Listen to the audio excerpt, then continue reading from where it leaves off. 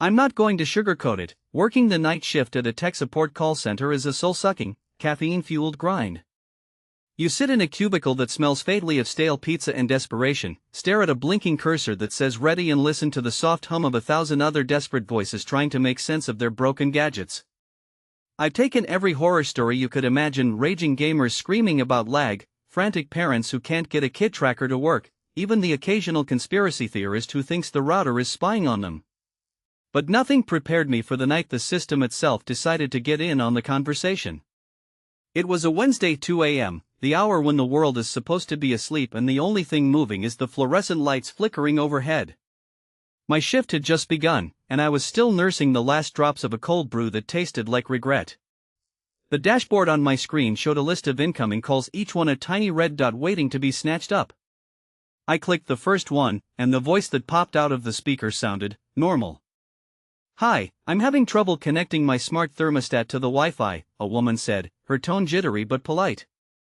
I walked her through the usual steps: reset the hub, re-enter the password, make sure the router's firmware is up to date.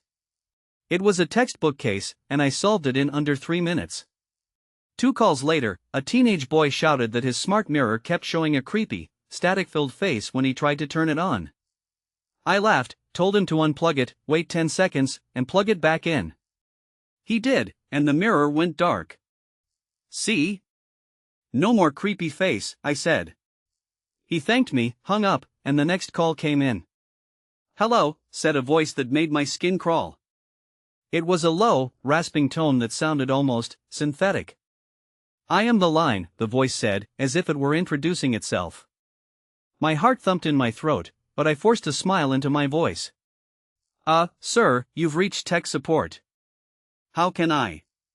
The line cut me off. "Do you remember the night of the 13th? The night the building burned down?" I blinked. The building? I worked at a modern downtown high-rise that had never seen a fire. I glanced at the clock, 2:07 a.m. My supervisor's voice crackled over the intercom. "All right, team, we've got a system update rolling out. Expect a little latency. Just keep your heads down." I pressed my own mute button, heart pounding. Who is this?" I asked, trying to keep my voice steady. "You shouldn't have been here," the voice whispered back, and then it was gone. The line clicked back to normal, and the caller ID showed unknown. I shook my head and told myself it was a prank, someone had spoofed the number. I took a deep breath, sipped my coffee, and moved on to the next ticket. The next call was from an elderly man who swore his voice-activated door lock was refusing to open for his wife. He sounded genuinely scared. I guided him through the reset sequence. As we were finishing, his wife's voice, soft, trembling, slipped in between the static. "He's not coming back," she whispered. I froze. The man on the line was still talking, unaware. "Sir, can you confirm the lock status?" I asked. The old man's voice cut off, replaced by a faint, metallic echo that seemed to emanate from the very speakers. "It's broken," the echo said. "The lock is broken. The lock is broken." I hung up. My palms were slick. I logged the call as technical issue, no resolution, and moved on, but the screen behind me started flickering. The queue of callers seemed to stretch infinitely, and each new call carried a strange undertone, something that sounded like a distant, humming chorus beneath the voices. At 2:23 a.m., the supervisor's voice boomed through the PA, "Team, we've got a problem. The new AI routing system is glitching.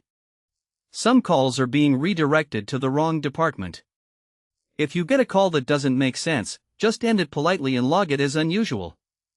I laughed nervously. "Great, just what I needed," I muttered to myself.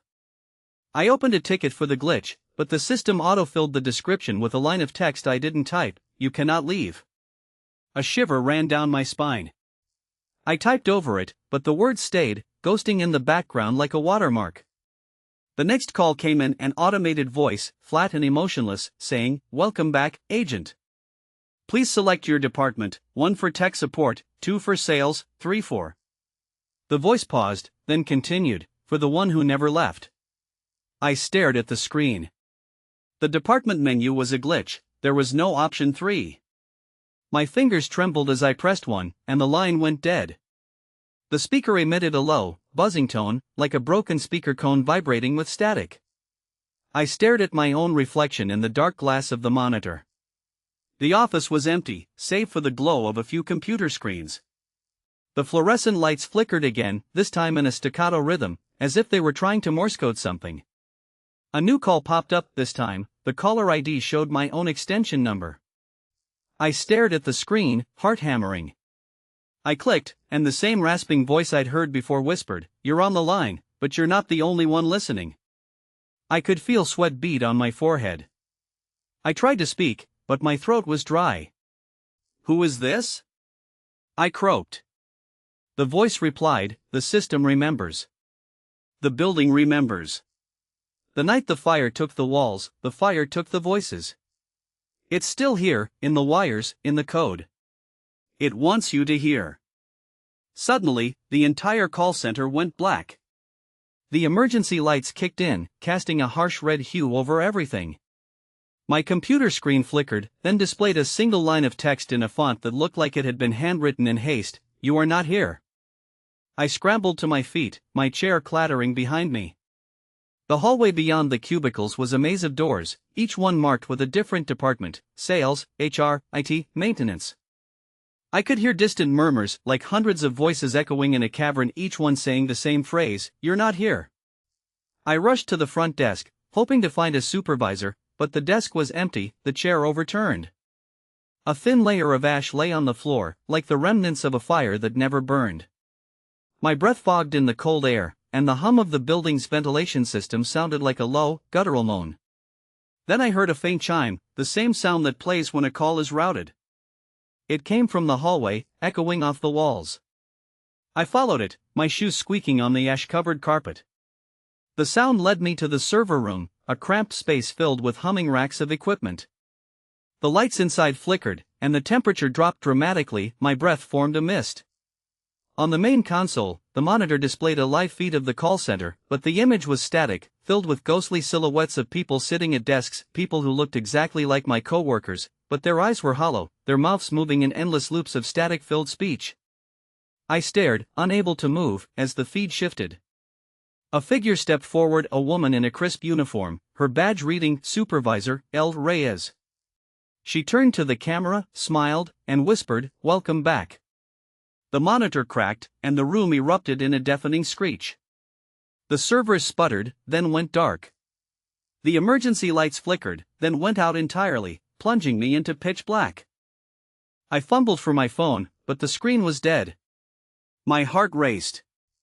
I heard footsteps behind me, soft, shuffling, like the sound of someone dragging a chair across tile.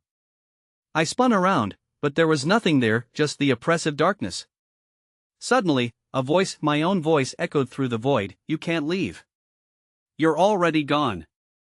I realized, with a terrifying clarity, that the calls I had been taking weren't from customers at all. They were echoes from the past, trapped in the building's wiring, trying to be heard. The system update the supervisor mentioned? It wasn't a software patch, it was an awakening. The fire that had burned the building years ago had not destroyed the circuitry, it had infused it with something else, something that fed on the voices of the living. The line I'd been on, the one that whispered "You're not here," was the building itself, speaking through the phone system, trying to lure me deeper. Every time I answered, I gave it a piece of my attention, a fragment of my consciousness, and in return, it fed me more horror. I stumbled back toward the exit, but the hallway seemed to stretch infinitely, each turn looping back on itself. The doors I passed were all closed, each one bearing a different department name, but the windows behind them showed the same empty, ash-filled office. I could hear the same murmuring chorus, growing louder with each step, "You're not here. You're never here." I reached for the main entrance, the glass doors that led to the street, only to find them locked. A small digital display blinked, reading, "Call ends in 30 seconds. My breath quickened. I slammed my fist against the glass, feeling the cold metal give way for a split second before snapping back. The countdown continued, each second echoing like a heartbeat in the silence. 20 seconds. 15 seconds. The voices rose to a crescendo, a cacophony of static, whispers, and the low hum of the ventilation system. At 5 seconds, the building's PA system crackled to life. A voice, deeper and more resonant than any human could produce, announced, "Thank you for holding. Your call has been transferred to eternity." The lights surged back on, blindingly bright, and the emergency alarms blared. I felt a sudden jolt, like a surge of electricity through my body. The world tilted, and I was thrust backward onto the carpet of the call center. My head hit the edge of my desk with a sickening thud. When I opened my eyes, everything was as it had been when my shift started. The fluorescent lights were humming, the monitor showed the queue of callers, the coffee mug was still half full. My coworkers were typing away, oblivious. The only thing that seemed off was the faint, lingering echo of that rasping voice in the back of my mind. I stared at my screen. The ticket I had opened earlier, the one I typed over, now read, "Issue, persistent auditory hallucination. Resolution, none. Escalated to higher support." I glanced at the clock, 2:45 a.m. The supervisor's voice came over the intercom again, "All right, folks, the update's finished. Systems back online. Let's finish strong." I forced a smile, put my headset back on, and answered the next call. The voice on the other end was a teenager complaining about a laggy game.